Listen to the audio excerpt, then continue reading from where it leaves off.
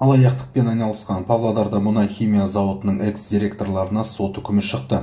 Сотталғандар арасында кәсіпорынның бұрынғы бас директорлары Оспанбек Әлсейітов пен Шухрат Данбай да бар. Қызметтік өкілеттігін асыра пайдаланғандары үшін оларға 3 жыл 6 ай мерзімге бас бостандығын шектеу жазасы белгіленді. Сот Павлодар мұнай-химия зауытының 2 бұрынғы бас директоры мен топ-менеджеріне қатысты қылмыстық істі қысқартылған тәртіпте қарады.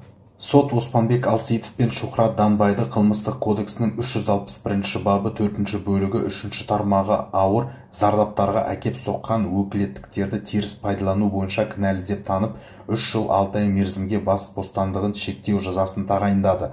Ал 3-ші айыпталушы Ержан Атақұлов аса ірі көлемде алаяқтық жасағаны үшін шартты түрде 5 жылға сотталды. Сонымен қатар ол 10 жыл мерзімге қаржы және коммерциялық ұйымдарда басшылық қызметтерді атқару құқығынан айырылды. Сотталғандарға пробациялық бақылау белгіленеді, оларға тұрақты тұрғылықты жерін, жұмысын ескертусіз өзгертуге, мейрамханалар мен басқа да ойын-сауық орындарына баруға тыйым салынады. Сотталушылардың әрқайсысы өздеріне тағылған қылмыстық құқық бұзушылықты жасаудағы кінәларын толық мойындады, келтірілген залалын толық өтей отырып, жасаған істеріне өкінді деп атап өтті соттың баспасөз қызметі.